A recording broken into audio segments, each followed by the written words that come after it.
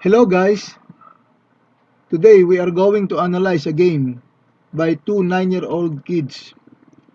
This happened in 2015 during the National Schools and Youth Grand Finals held in the Philippine Sports Commission. But before we start, I must point out that I am not a chess master, or I do not claim that I am an expert in chess. But just like any chess bloggers, either masters or not, I will use an engine to analyze the game, specifically the stockfish. I will analyze mostly games by kids and club players. Let's start. E4, C5. C5 is the Sicilian Defense, named after the largest island in the Mediterranean, the Sicily Island. Sicily Island is part of Italy. The Sicilian Defense was recommended by Italian players in the year 1600 and 1700.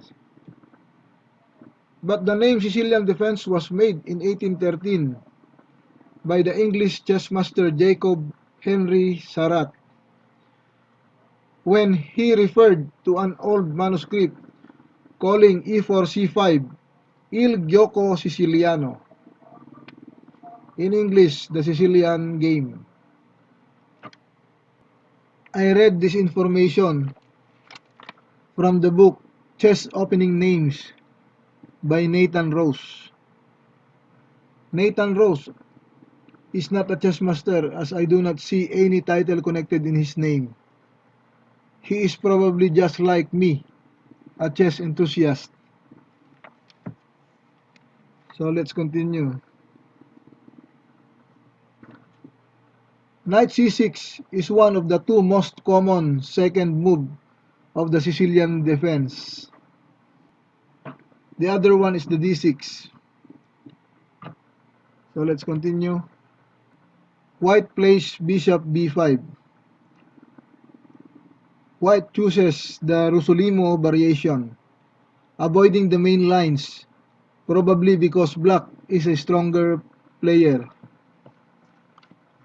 Black respond with the d6. So now, it transposes to the Moscow variation, specifically the knight c6 line. Moscow variation should be done like this.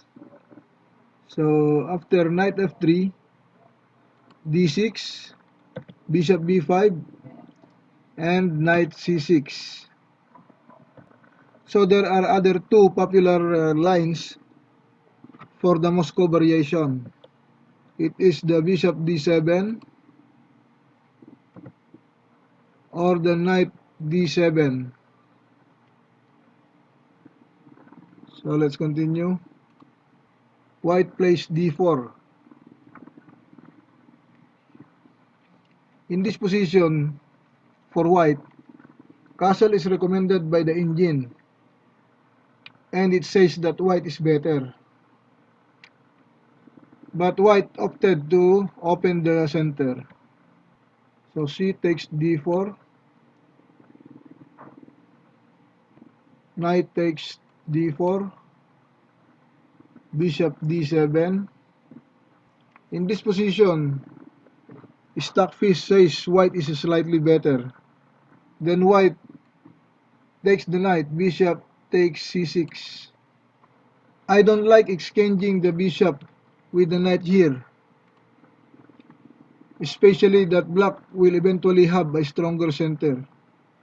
Stockfish recommends castle. B takes c6,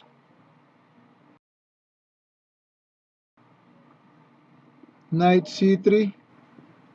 Here the Stockfish suggested e5 for black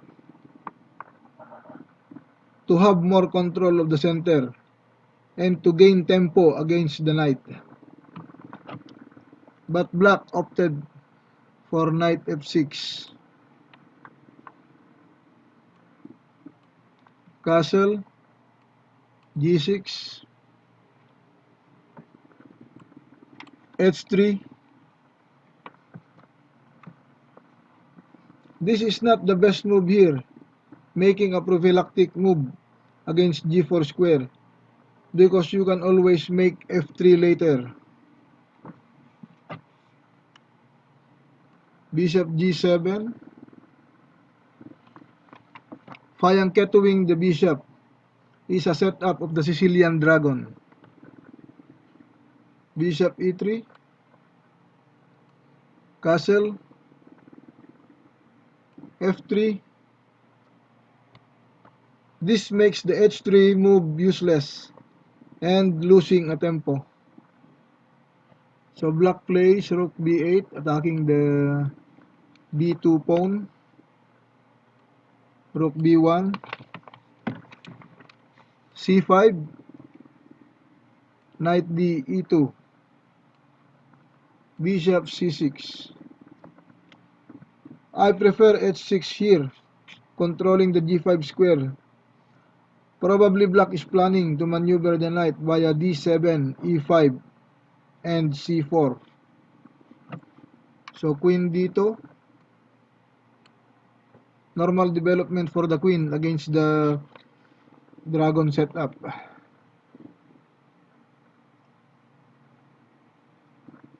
Knight D7, bishop H6,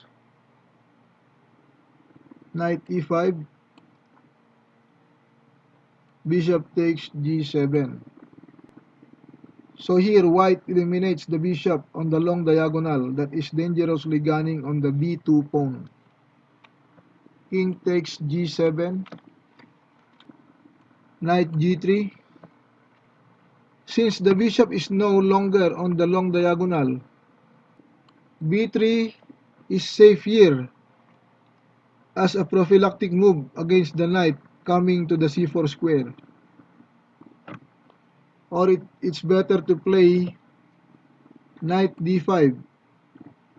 Knight G3 is against the priome that if a knight is present on G3, the priome is a pawn on G6 to guard the F5 and H5 squares.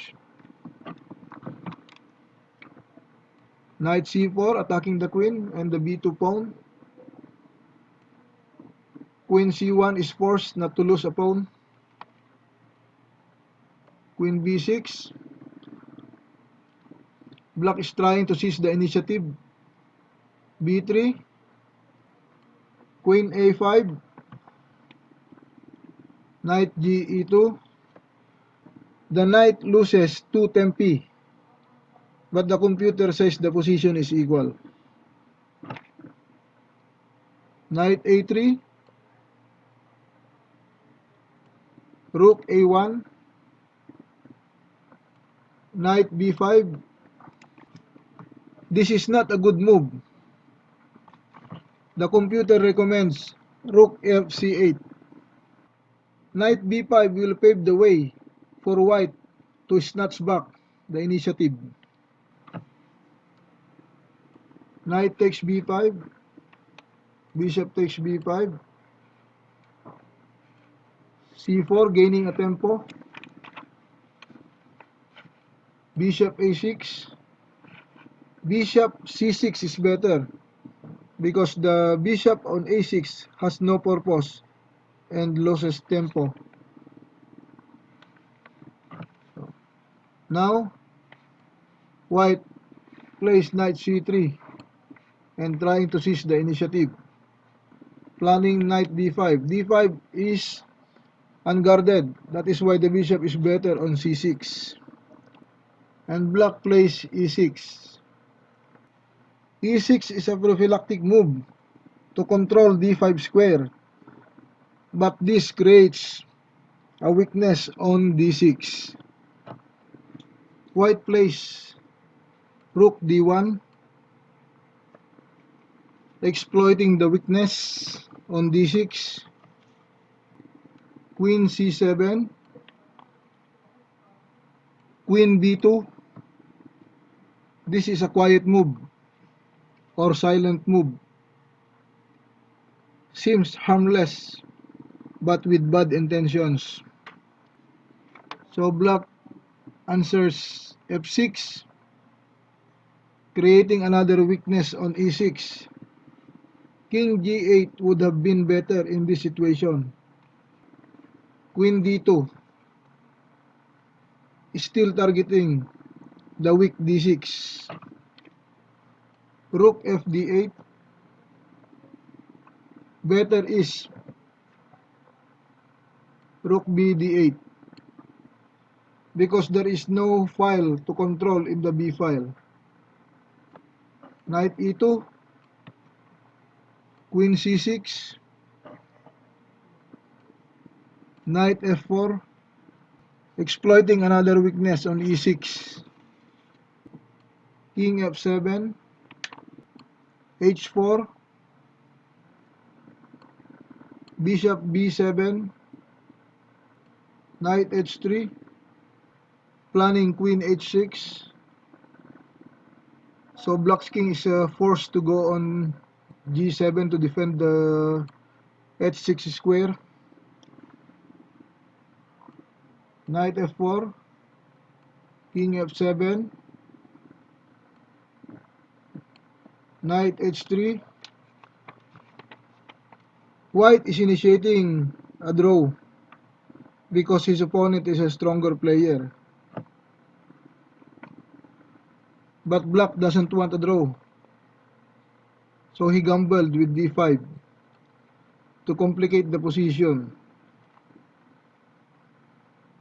But the problem is white has attacking capabilities. Queen h6, king g8, h5, queen e8 is forced, knight f4. Better according to Stockfish is queen f4, queen f8, h takes g6, h takes g6, e5, f takes e5, queen takes e5, queen f5, queen g3. I prefer white's position here, and the Stockfish says white is slightly better. Okay, let's go back to the actual position. Here black plays g5, knight h3, queen e7. Better is queen f8 to eliminate the strongest attacking piece for white. So here comes the strong move, e5, g4. Seems like a desperado move. E takes f6, queen f8, queen g5, king h8, f takes g4. Stockfish suggests knight f4 instead of capturing the pawn on g4. So let's continue. h6, another strong move. Queen e5, queen f7. The correct defense would have been queen d6, but white will still be winning. g5, rook f8,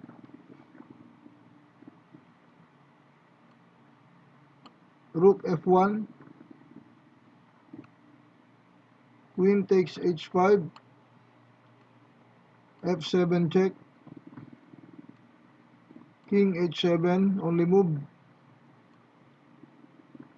rook f6, planning rook takes h6,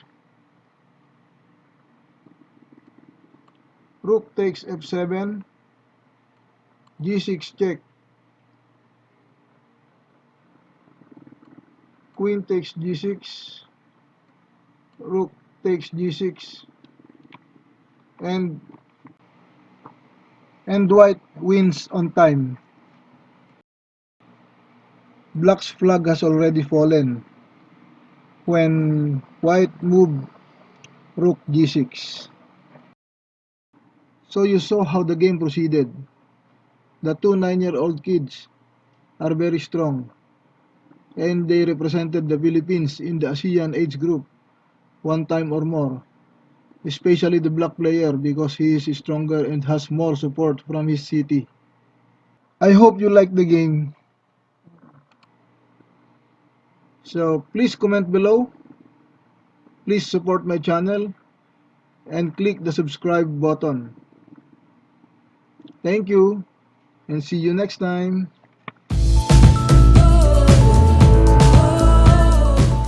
Shout out to two of my earliest subscribers, Regil and Emerson. Thank you guys.